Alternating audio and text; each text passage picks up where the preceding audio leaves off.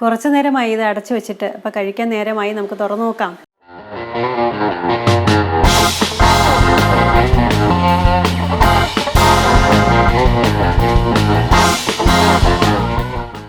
നമസ്കാരം, അലക്സഞ്ജന വ്ളോഗ്സിലേക്ക് എല്ലാവർക്കും സ്വാഗതം.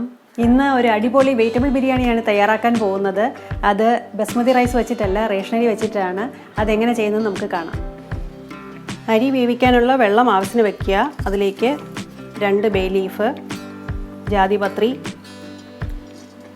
8-9 ഗ്രാമ്പൂ, ഒരു പട്ടയുടെ കഷ്ണം അതൊന്ന് പൊടിച്ചിടുക, 4 ഏലയ്ക്ക ഒന്ന് പൊളർന്നത്, ഒരു തക്കോല. ഇത്രയിട്ട് ഒന്ന് ചൂടായി കഴിഞ്ഞാൽ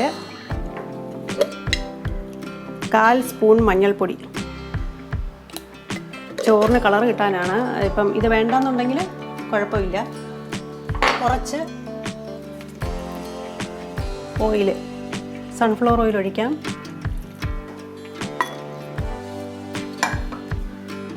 അപ്പം ഇത്രയിട്ട് ഒന്ന് മിക്സ് ചെയ്യാം.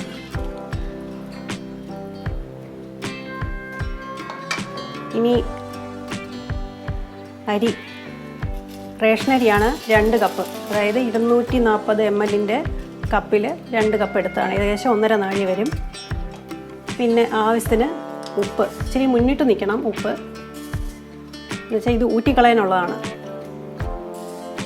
ഒരു 1.5 ടേബിൾ സ്പൂൺ ഉപ്പിടാം. പിന്നെ നാരങ്ങ നീര്, നാരങ്ങയുടെ നീരാണ്.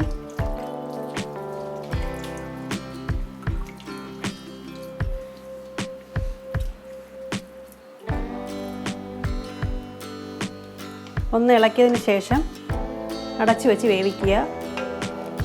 3/4 വേവാകുമ്പോൾ നമുക്കിത് ഊറ്റിയെടുക്കാം.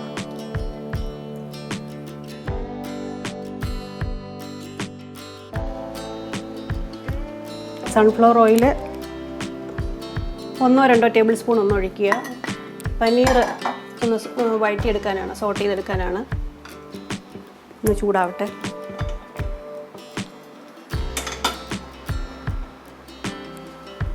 $200 ഗ്രാം പനീർ ക്യൂബ്സായിട്ട് മുറിച്ച് വെച്ചേക്കുന്നതാണ്. വഴറ്റണം എന്നില്ല, പക്ഷേ ഒന്ന് വഴറ്റിയിട്ടാൽ കുറച്ചുകൂടെ ഒന്ന് നല്ല ടേസ്റ്റ് ആയിരിക്കും.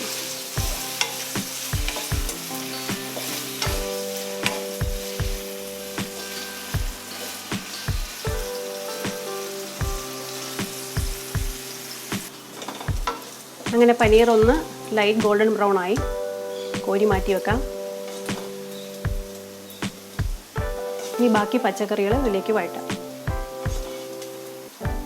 അതേ എണ്ണയിലേക്ക് ഒരു ഇടത്തര ഉരുളക്കിഴങ്ങ് ചതുരത്തിൽ മുറിച്ചത് ഇടുകയാണ്. ഇത് ആദ്യം ഇടുന്നതെന്ന് വെച്ചാൽ ഒന്ന് വേവാൻ സമയമെടുക്കും. അപ്പോൾ നമ്മൾ വേവിച്ചല്ല ഇടുന്നത്, ഇതിനകത്ത് കിടന്ന് വേണ്ടിയിട്ട് പിന്നെ വേവുക ചെയ്യുന്നത്. വഴറ്റിയിട്ട് വേവുമ്പോൾ അതിനൊരു പ്രത്യേക ടേസ്റ്റാണ്. അപ്പോൾ ഉരുളക്കിഴങ്ങ് ഒന്ന് വെന്ത് കഴിഞ്ഞാൽ നമുക്ക് കോളിഫ്ലവർ എടുത്ത് ഇടാം. അങ്ങനെ 3/4 വേവിൽ ചോറ് ഊറ്റി വെച്ചിട്ടുണ്ട്. ഇനി ഈ ബേ ലീവ്സൊക്കെ വേണ്ടാന്നുണ്ടെങ്കിൽ മാറ്റിക്കളയാം. ഉരുളക്കിഴങ്ങ് ഒന്ന് മൂത്ത് തുടങ്ങി. അപ്പോഴത്തേക്കും സവാള, ഒരു വലിയ സവാളയാണ്, അത് ഇടുകയാണ്. ഇത് ചേർത്ത് ഒന്ന് വഴറ്റാം. അതിൻ്റെ കൂടെ കോളിഫ്ലവർ, അത് ഇച്ചിരി വലിപ്പത്തിലാണ് എടുത്തിരിക്കുന്നത്. അതിൻ്റെ ഫ്ലോറക്സ് അല്പം വേവാൻ സമയം എടുക്കുന്നതുകൊണ്ട് അതുകൂടെ ഒരുമിച്ചിട്ടങ്ങ് വഴറ്റാം. വളരെ കുറച്ച് എണ്ണ ഉപയോഗിച്ചിട്ടുള്ളൂ. നമ്മൾ വെള്ളം ഒഴിച്ച് വേവിക്കുന്നില്ല, ഇതെല്ലാം വഴറ്റിയെടുക്കുകയാണ് ചെയ്യുന്നത്. ഇതൊന്ന് വഴണ്ട് വരട്ടെ. ഇതിലേക്ക് ഒരു തക്കാളി അരിഞ്ഞത് ചേർക്കുകയാണ്. അതിൻ്റെ ഒരു നനവ് കിട്ടിയിട്ട് കുറച്ചുകൂടെ വേവ് എളുപ്പമാവും. ഇവിടെ ചേർത്ത് വഴറ്റുക. ഈ തക്കാളി ഒന്ന് ഉടഞ്ഞു കഴിയുമ്പോൾ ബാക്കിയൊക്കെ നമുക്ക് ചേർക്കാം.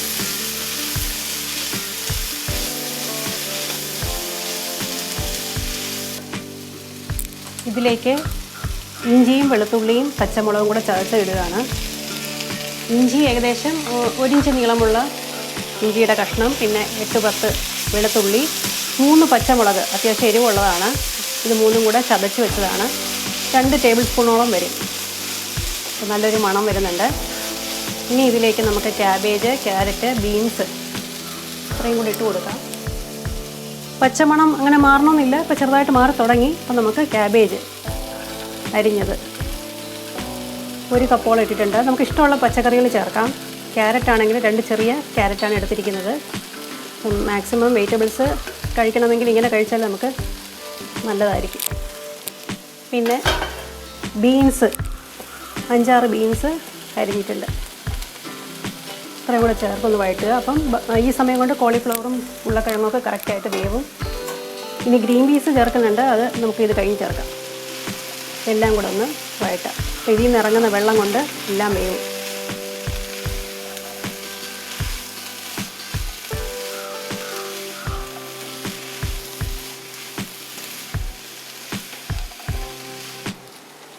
ഇനി ഇതിലേക്ക് നേരത്തെ റെഡിയാക്കി വെച്ചിരുന്ന പനീർ ചേർത്ത് കൊടുക്കാം.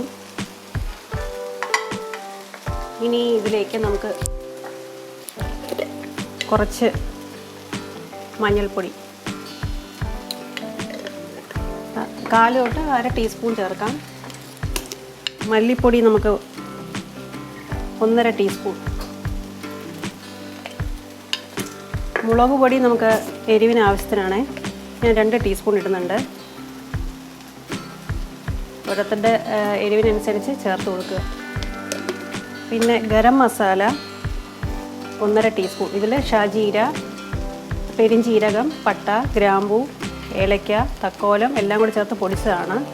അപ്പം ഇതെല്ലാം കൂടെ ചേർത്ത് ഒന്ന് മിക്സ് ചെയ്ത് കൊടുക്കുക. അപ്പോൾ ഡ്രൈ ആയിട്ടിരിക്കുകയാണ്, വെള്ളമൊന്നും ചേർക്കാത്തതുകൊണ്ട് അല്പം തൈര് ചേർത്ത് കൊടുക്കണം. അപ്പോൾ ഈ പൊടി ഒന്ന് മൂത്തോട്ടെ. ഉരുളക്കിഴങ്ങൊക്കെ 3/4 വേവായിട്ടുണ്ട്.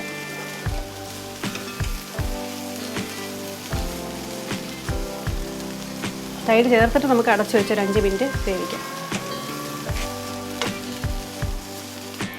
എല്ലാം കൂടെ മിക്സ് ചെയ്ത് കഴിഞ്ഞു. ഇനി ആവശ്യത്തിന് ഉപ്പ്, നമ്മളിതുവരെ ഉപ്പ് ചേർത്തിട്ടില്ല.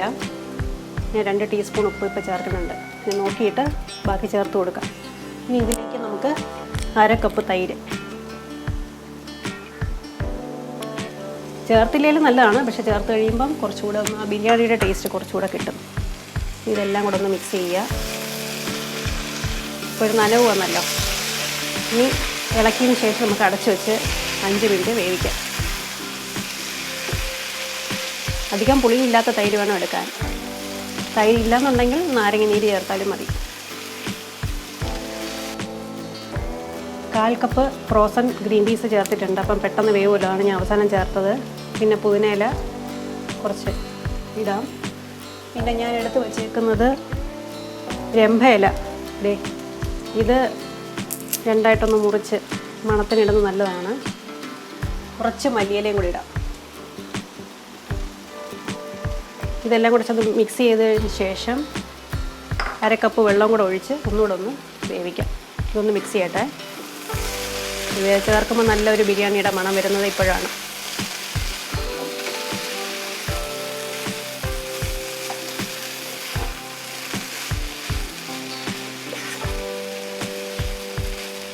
ഇതിലേക്ക് ഇനി നമുക്ക് 1/2 കപ്പ് വെള്ളം ചേർത്ത് കൊടുക്കാം. ചൂടുവെള്ളം വേണം ഒഴിക്കാൻ. ഇനി നമുക്ക് അടച്ചു വെച്ച് 5 മിനിറ്റ് വേവിക്കാം. അങ്ങനെ നമ്മുടെ പച്ചക്കറികളെല്ലാം ചേർന്ന ഒരു ഗ്രേവി പോലെ എല്ലാം കുക്കായിട്ടുണ്ട്. നമുക്ക് 1/4 ടീസ്പൂൺ കുരുമുളക് പൊടി ചേർക്കാം. ഉപ്പൊക്കെ നോക്കുക. ഇനി മിക്സ് ചെയ്തതിന് ശേഷം നമുക്ക് ചോറ് ചേർത്ത് കൊടുക്കാം. ചെറിയൊരു നനവുണ്ട്. ചോറോട് ചേർത്തങ്ങ് ഇളക്കുകയാണ്, ദം ചെയ്യുകയല്ല. നല്ല ചോറിലൊക്കെ ടേസ്റ്റ് പിടിക്കുകയുള്ളൂ, അതുകൊണ്ടാണ്. നമുക്കിനി ഇതിലേക്കിനി ചോറിട്ട് കൊടുക്കാം. 3/4 വേവായ ചോറാണ്. കുഴഞ്ഞു പോകാത്ത പരുവത്തിൽ തന്നെയുണ്ട്.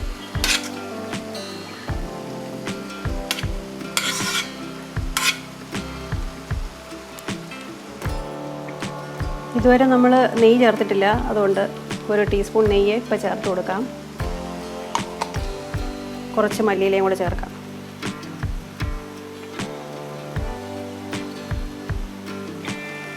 ഇനി ഇതെല്ലാം കൂടെ ഒന്ന് നമുക്ക് മിക്സ് ചെയ്ത് കൊടുക്കാം. മിക്സ് ചെയ്ത് വെച്ചിട്ട് ഒന്ന് അടച്ച് 5 മിനിറ്റ് വെക്കണം, അപ്പോൾ എല്ലാം ഒന്ന് പിടിക്കാനായിട്ട്. പിന്നെ നമ്മളിതിൽ ഉള്ളി വറുത്തതോ അല്ലെങ്കിൽ കിസ്മിസോ അല്ലെങ്കിൽ കാഷ്യൂ നട്ട്സ് വറുത്തതോ ഒന്നും ചേർക്കുന്നില്ല. താല്പര്യമുള്ളവർക്ക് അത് ചേർക്കാം. ഇത് നന്നായിട്ടൊന്ന് മിക്സ് ചെയ്തതിന് ശേഷം നമുക്ക് മല്ലിയിലേക്ക് ചേർത്ത് അലങ്കരിച്ച് അടച്ചു വയ്ക്കാം. അപ്പോൾ നന്നായിട്ടൊന്ന് ഇളക്കി മിക്സ് ചെയ്യുക.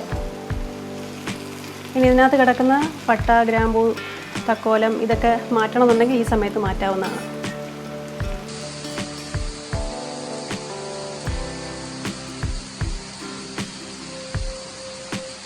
മിക്സ് ചെയ്ത് കൊടുക്കുക. എന്തായാലും കുഴയത്തില്ല, എന്ന് വെച്ചാൽ കറക്റ്റ് വേവിന് എടുത്തു കഴിഞ്ഞാൽ കുഴഞ്ഞു വരത്തില്ല. ചോറൊക്കെ വിട്ട് വിട്ട് തന്നെ നിൽക്കും. പിന്നെ റേഷൻ അരി ആയതുകൊണ്ട് അതിൻ്റേതായ വ്യത്യാസമുണ്ട്. ബസ്മതി റൈസ് അല്ലല്ലോ, അതുകൊണ്ട് അങ്ങനെ കുഴയത്തില്ല. എന്തായാലും ബസ്മതി റൈസ് ആകുമ്പോൾ നമുക്കത് വേറെ രീതിയിലാണ് ദം ചെയ്താൽ നന്നായിരിക്കും. ഇതിപ്പോൾ ഇങ്ങനെ ചെയ്യുമ്പോൾ ചോറിലേക്ക് ആ മസാലയൊക്കെ പിടിച്ച് നല്ല ഇതായിട്ടിരിക്കും. പിന്നെ ഉപ്പൊക്കെ നോക്കുക. ഒന്നുകൂടെ വേണമെങ്കിൽ മുകളിലൊന്ന് നെയ്യൊക്കെ തൂവി മല്ലിയിലേക്ക് ഇട്ട് അടച്ചു വെച്ച് കുറച്ചേരം ഇങ്ങനെ ഇരിക്കട്ടെ. അത് കഴിഞ്ഞ് കഴിക്കാൻ നേരത്ത് തുറന്നാൽ മതി. ഈ ഇലകളൊക്കെ മാറ്റണമെങ്കിൽ മാറ്റാം. കുറച്ചും കൂടെ നെയ്യ് ചേർത്തിട്ട് മല്ലിയിലിടാം. ഈ താഴോട്ട് ഇറങ്ങിക്കോളും. മല്ലിയിലയും തൂക്കിയിട്ട് നമുക്ക് അടച്ചു വയ്ക്കാം. മണം പോകാതെ അടച്ചു വയ്ക്കുക. ചെറിയ തീയുണ്ട്, 10 മിനിറ്റ് അങ്ങനെ ഇരിക്കട്ടെ. അത് കഴിഞ്ഞ് നമുക്ക് ഓഫ് ചെയ്യാം. കുറച്ച് നേരമായി ഇത് അടച്ചു വെച്ചിട്ട്. അപ്പോൾ കഴിക്കാൻ നേരമായി, നമുക്ക് തുറന്നു നോക്കാം.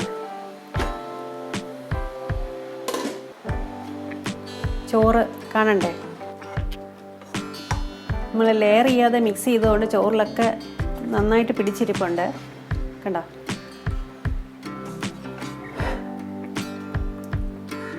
ചോറ് നോക്കിക്കേ, പൊട്ടിയിട്ടില്ല, നന്നായിട്ടിരിപ്പുണ്ട്. നല്ല ഒരു കൺസിസ്റ്റൻസിയും കാര്യങ്ങളെല്ലാം ഉണ്ട്. പച്ചക്കറികളും ചോറും ഒക്കെ എടുക്കുന്ന പ്രപ്പോർഷൻ കറക്റ്റായിരുന്നാൽ നന്നായിട്ട് വരും അത്. പിന്നെ നമുക്ക് തൈരില്ല എന്നുണ്ടെങ്കിൽ നാരങ്ങ നീര് ചേർക്കാം. അധികം പുളി ആവണ്ട, ആ ടേസ്റ്റ് പോവും. പിന്നെ ചോറിങ്ങനെ മഞ്ഞ കളർ വേണ്ടെന്നുണ്ടെങ്കിൽ അതിൽ മഞ്ഞൾ ചേർക്കാതെ ചോറ് തിളപ്പിച്ച് ഊറ്റിയെടുക്കുക. എന്നിട്ട് മിക്സ് ചെയ്യുമ്പോൾ ചെറിയ കളറേ കിട്ടുകയുള്ളൂ.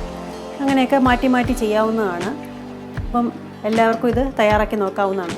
ഇതിൻ്റെ കൂടെ ഈ ബിരിയാണിയുടെ കൂടെ കഴിക്കാനായിട്ട് ഞാൻ റൈത്ത, സവാള, തക്കാളി, പച്ചമുളക്, മല്ലിയില എല്ലാം കൂടെ മിക്സ് ചെയ്ത് ഉപ്പും തൈരും ഒക്കെ ഒഴിച്ച് റെഡിയാക്കി വെച്ചിട്ടുണ്ട്. പപ്പടം കാച്ചി വെച്ചിട്ടുണ്ട്, പിക്കിളും അകത്തുണ്ട്. അപ്പം അതൊക്കെ കൂട്ടി കഴിക്കാൻ പോവുകയാണ്. കുറച്ചെടുത്ത് നോക്കാം.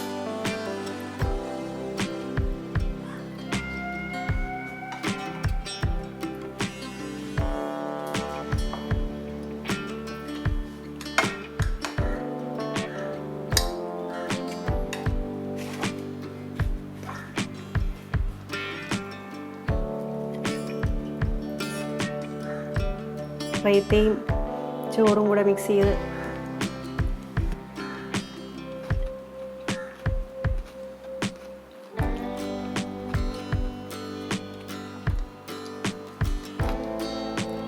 നല്ലൊരു ബിരിയാണി. ബസ്മതി റൈസ് ഇല്ലെങ്കിലും ജീരകശാല റൈസ് ഇല്ലെങ്കിലും നമുക്കിത് തയ്യാറാക്കി നോക്കാവുന്നതാണ്. അപ്പം എല്ലാവരും ഇത് ഉണ്ടാക്കി നോക്കിയിട്ട് എങ്ങനെയുണ്ടെന്നുള്ള അഭിപ്രായം കമൻറ്റ് ബോക്സിൽ തന്നെ അറിയിക്കുക. വീഡിയോ ഇഷ്ടപ്പെട്ടെങ്കിൽ ലൈക്ക് ചെയ്യുക, ഷെയർ ചെയ്യുക, സബ്സ്ക്രൈബ് ചെയ്യുക. Thanks for watching. Bye bye.